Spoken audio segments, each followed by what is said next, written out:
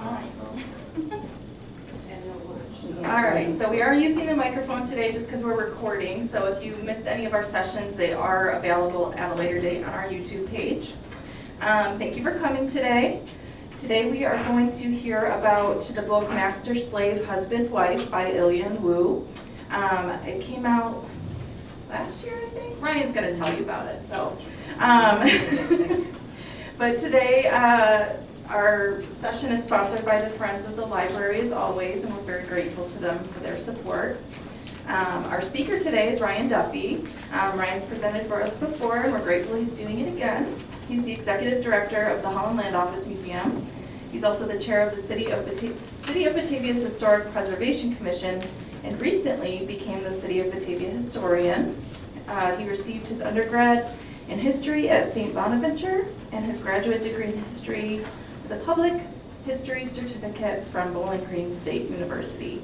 He writes a bi-weekly article on local history in the Daily News and has been published in Western New York Heritage Magazine. So please join me in welcoming Ryan.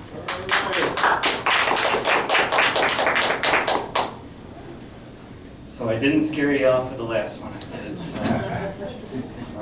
And the book came out, yes, last year.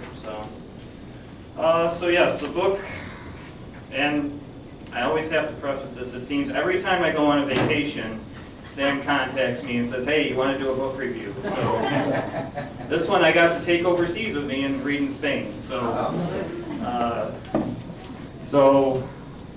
Master, Slave, Husband, Wife, An Epic Journey from Slavery to Freedom is basically the life story of a slave couple, William and Ellen Craft, and their remarkable journey from Macon, Georgia to eventually England and freedom. This book is really broken down into 3 sections, at least that's how I perceive it. The first section is about their life in the South. They're starting off in Macon, Georgia, and also about the lives of their masters as well. And then their first part of their journey, which is remarkable. There's a very nice map in the book that if you do end up picking it up, check that out first because it shows you how many different ways they traveled and where to. So they went by rail from Macon to Savannah, then by boat to Charleston, then by boat to Wilmington, then by train all the way up to Philadelphia, and then eventually Boston, Canada, England. So they traveled thousands of miles to hopefully live their version of the American dream, which they ended up, at least at first, living in England. So the second portion is their travel in the north, from Philadelphia up to Boston.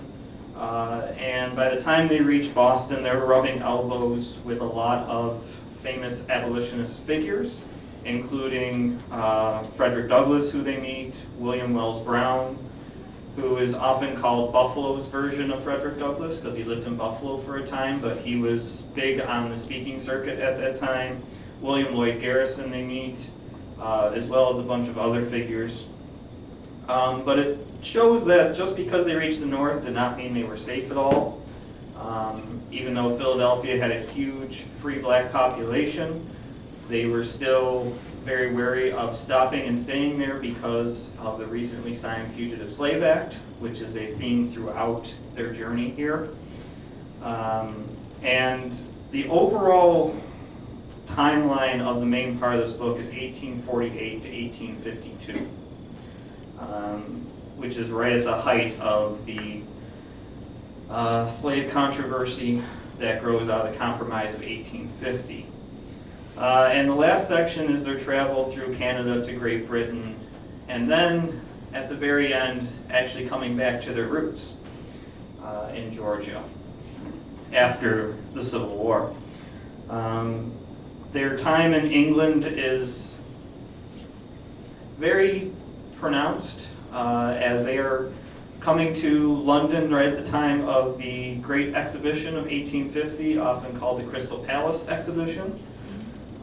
So they actually become major celebrities in terms of speaking of their time in Georgia. And they do a lot of it right in front of the section for the United States, offering a much different view than was being put forth by the officials there.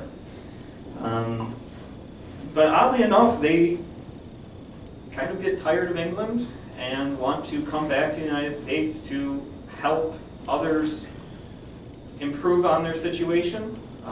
This is after the war, after Emancipation Proclamation, so everyone is free, but trying to help those improve their position in life.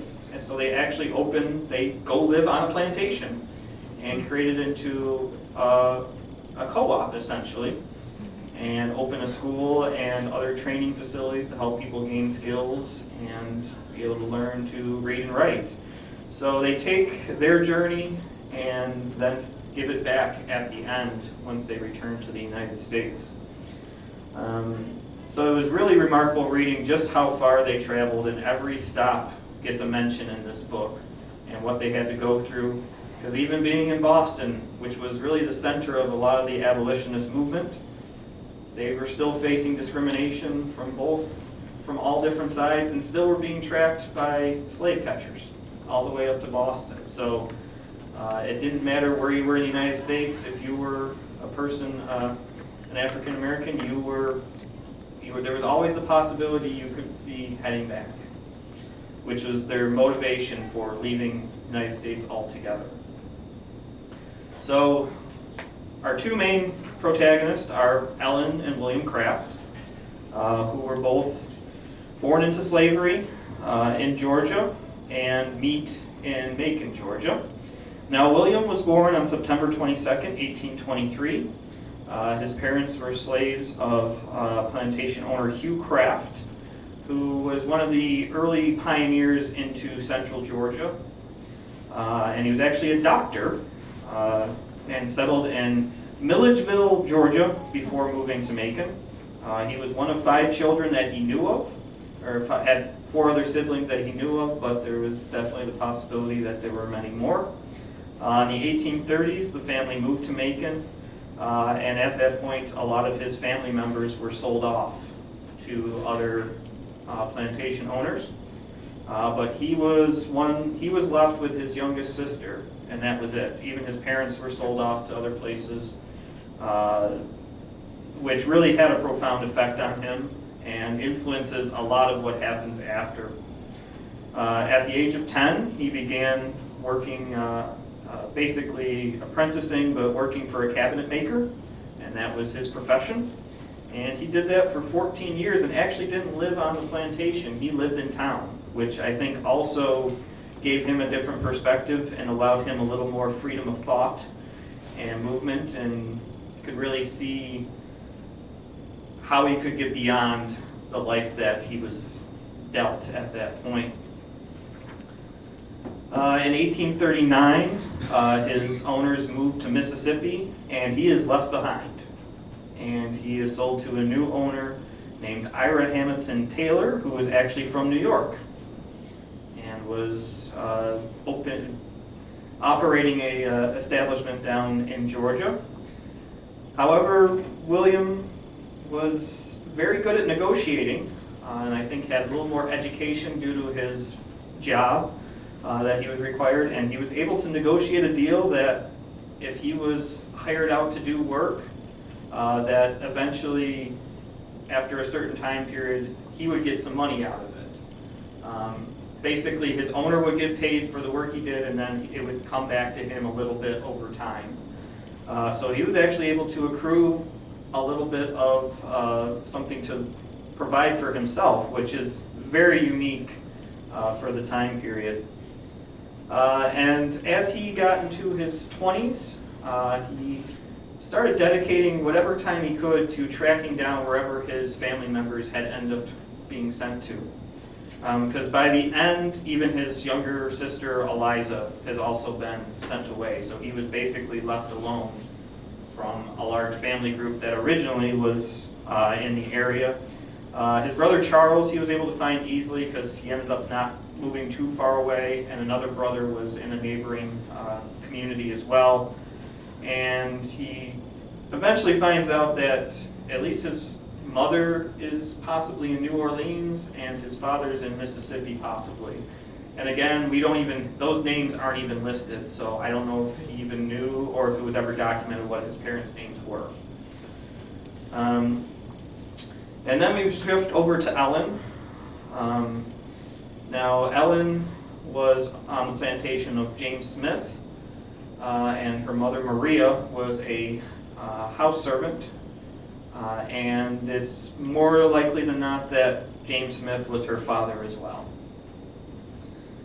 which seemed to be very common, especially with James, as Maria probably gave birth to several children by him. And as a result, Ellen was very light-skinned, and in many cases could pass off for white, which is important to the story. She was often referred to as mulatto, which is half, or quadroon, which is a quarter. In probably all honesty, she might have actually only been an eighth, because Maria's parents were also, Maria was also from a rape of a slave as well. So Ellen was very light-skinned and could pass off for white. James's wife, Eliza, was Ellen's biggest adversary when she was growing up, as she saw her as the illegitimate offspring, but also there was a jealous component as Eliza's young daughter, who was born about the same time as Ellen, died very young. So she was very upset that this slave child survived and hers didn't. So she was not opposed to punishing her in any way possible, even though Ellen was still a very young child at this point. When Eliza's daughter gets married, Ellen is basically put off in the marriage to become the daughter's housemaid, and she was only 11 at that time, so she is separated from her mother. And they don't see each other for about another 30 years.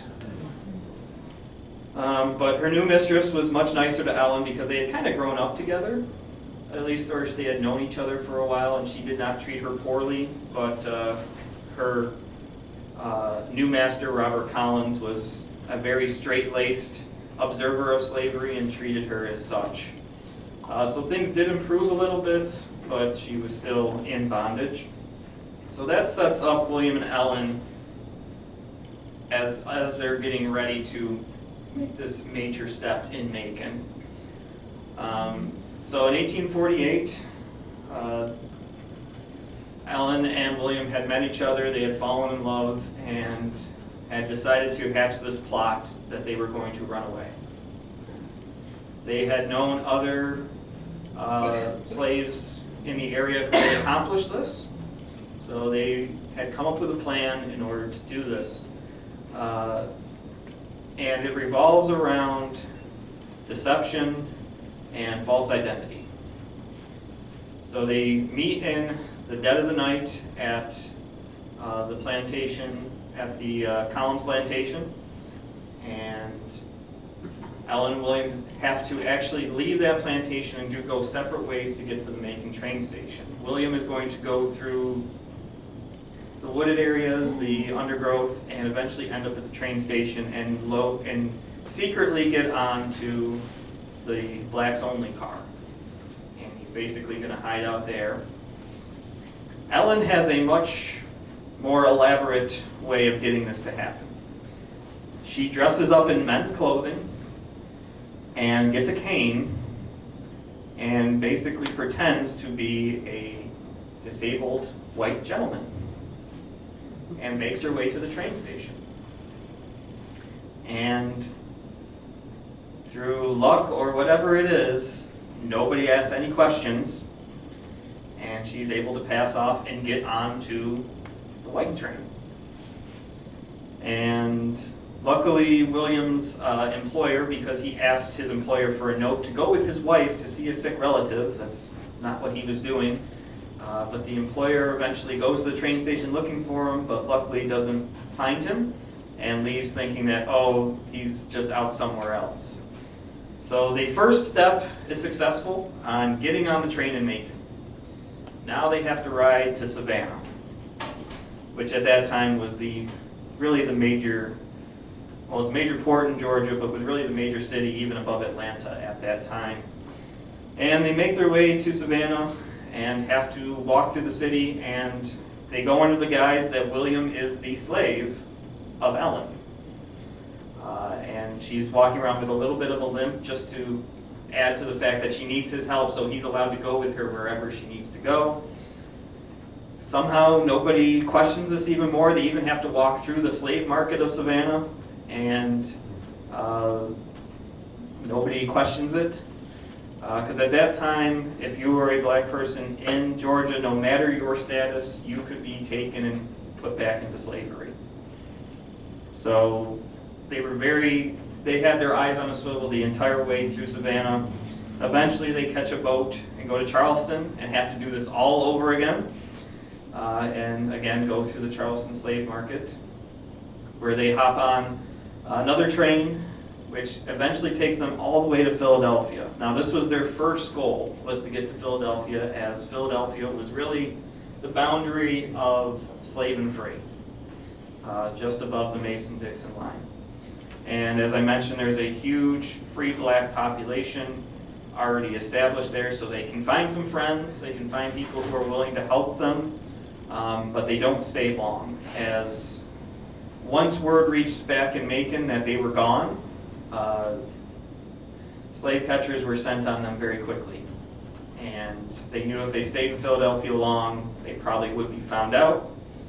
So they hop on another train and keep going north.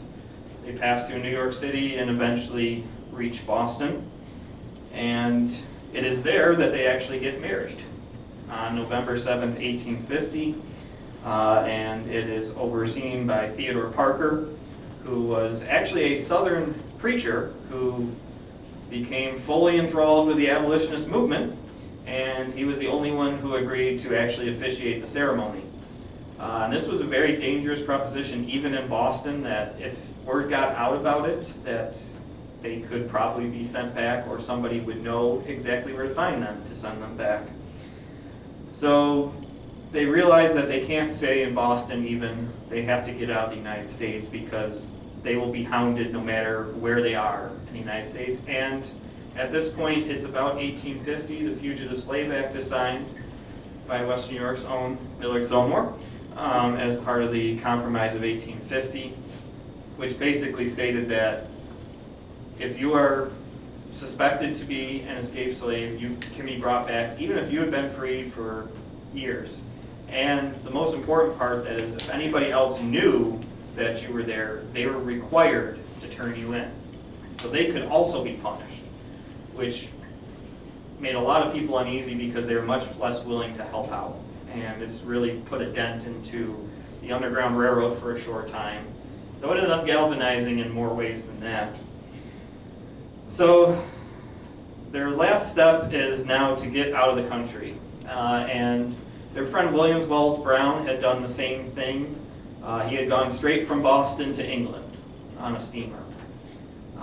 But unfortunately, that steamer wasn't leaving when they were there, so they had to take a more circuitous route. So they ended up going into St. John, Canada, and then taking overland transportation to Halifax, where their ship was delayed for weeks. So they actually had to stay in Halifax, which also had a decent-sized black population. They tried to stay in the hotel, but when it was found out that they were actually a couple, they were asked to leave. And the innkeeper even says, "It's not because I don't like you, it's because I'm worried what other people will say." So they ended up staying with another black family who was living there before the ship came in. And that was even an ordeal because they had to hide their identities getting on board. Once they were on board, it was a little easier because it turns out the captain was kind of sympathetic, so they weren't asked to get off or weren't detained in any way, and eventually landed in Liverpool, England. Ellen is very sick at this point. She had a long history of illnesses. She didn't do well on the trip over the Atlantic. So she stays in and around Liverpool, but William goes off on his own to find other friends, basically. And eventually makes his way to London, and that's where he meets up again with Williams Wells Brown and a few other individuals. And they are the ones who come up with the idea of taking their show on the road. And because at this time, former slave speaking was basically like the rock star events in both the United States, but especially in England. They could not get enough of those stories for either morbid curiosity or actual sentiment about being against the slave trade, because slavery had been abolished in England and the slave trade had been abolished, but it was still a huge facet of English life as, hey, they benefited from slave work through the cotton that was grown down south. So they start this speaking tour, and eventually Ellen does join them, but initially it's just William, and they come to London right as the 1850 exhibition is going on, and there's all sorts of speakers around, and they basically plop right in front of the US one and say, here's our story. And they draw crowds. And eventually, once Ellen is able to join them, they go on tour and go up to Edinburgh. They go to all the major cities in England and tell the tale of their time in bondage. And they become minor celebrities, actually. They eventually end up settling right outside of London. And they have 5 children together, all in England. And in 1860, right around the time of Uncle Tom's Cabin and a lot of other anti-slavery works that we know in the United States, they published a work called Running 1,000 Miles for Freedom. Unfortunately, it doesn't get quite the tread as others, one being published in England, and it comes out right before the hostilities started the Civil War, so it gets overlooked. But their story is told. Now, Ellen continues to have health problems, so she stays at home, basically, and tries to help out with the Union War effort in England by trying to raise funds or arms or whatever is needed for the war effort.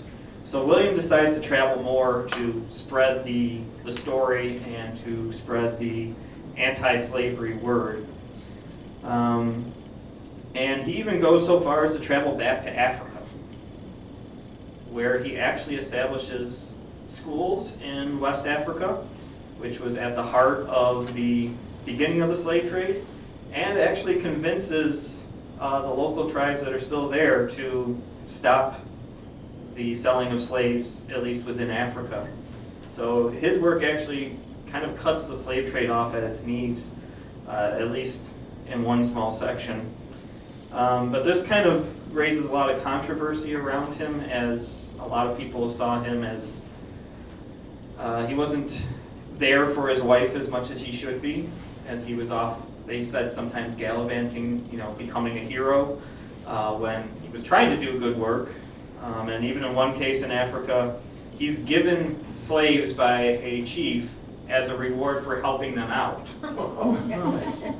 So what he does is he uses his own money to buy their freedom and then takes them back to England, which wasn't great because he had financial backers that he was using their money for, and they weren't too happy about that.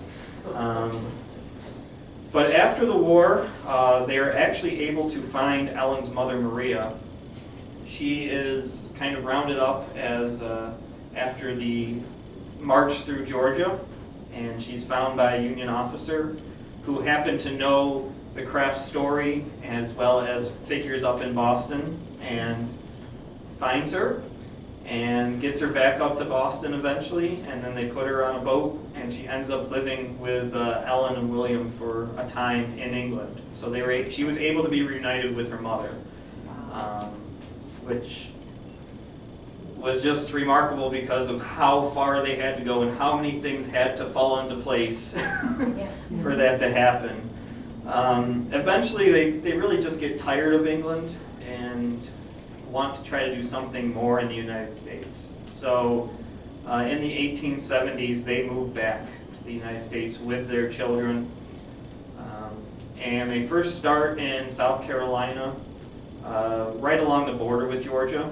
They find a abandoned plantation that they start to spruce up, but run into problems with the neighbors and decide we're going to move again and move closer to their original homes in Georgia, called the Woodville Plantation, where they open a farm and a school collective along with a church. So it wasn't just their home, it was really like a community center where they would invite everybody from the local area to try to help improve their lives.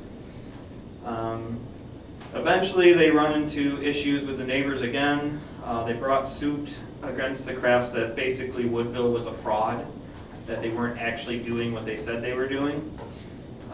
And then an article was published in Boston that was basically arguing against William's travels and that he wasn't doing what he said he was doing, which was actually written by a former friend. So I think there was some jealousy involved in that. Now he took it to court, over libel, but he ultimately lost, which caused financial hardship and forced the school to shut down. But they still had the farm and the church. And a lot of this is over him leaving Ellen on her own because she was sickly for a lot of her adult life. But it was basically, how could you leave your wife alone with the kids and have her run this while you're off? You should be at home with her, taking care of your home. So it was just this concept of what the man's duty was supposed to be. So it wasn't anything William was actually doing. It's like, we just don't like that you're leaving your wife home alone.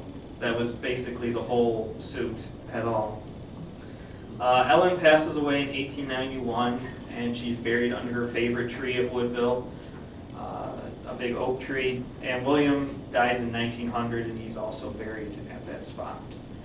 So that is the life of William and Ellen Craft in a nutshell, which is the center story of this book. But there's other themes in it that play a part in this that, from a historian perspective, is also very interesting and is laid out in a different way than you might read in other works.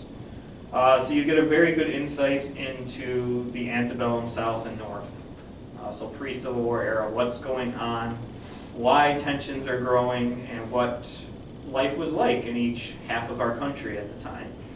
The Southern plantation culture is highlighted quite well in the first few chapters. You don't get any positives for sure. It's all the negatives, but it's things that I think if you've studied any part of it, you would understand. Selling and separation of families, the rape by masters, the tracking of runaway slaves and the punishments that would be endured, even the segregation of transportation that's going on, that even though your master was on a train, you weren't allowed to sit with him, you had to go in the way back. And the slave markets that were still going on. You see them in Macon, you see them in Savannah and Charleston, and even in Washington, D.C., as that's highlighted that they kind of go by, they go through D.C., which is the capital and the emblem of freedom, yet slaves are being trudged through in shackles and chains at the same time. The Fugitive Slave Act plays a huge part in this. So when they leave, it's pre that, but by the time they get to the North, it's right after that's been signed. And their friends even try to petition Millard Fillmore to basically give them an exception, that they will be protected. And Daniel Webster, who was an ardent abolitionist, is actually really the one who has to carry out the Fugitive Slave Act in Massachusetts. It's kind of put on his plate, even though he doesn't want to do it, he still does. And there's several other instances while the Crafts are in Boston of former slaves being taken back, even though they've been in Boston for years.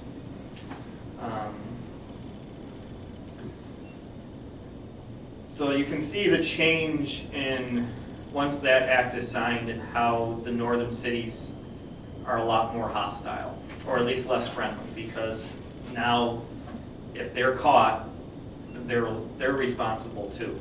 They can be held accountable, which wasn't always the case before. It also shows the dichotomy with the northern cities, but also that they were not these havens of freedom that was the glorious picture that slaves often have. We just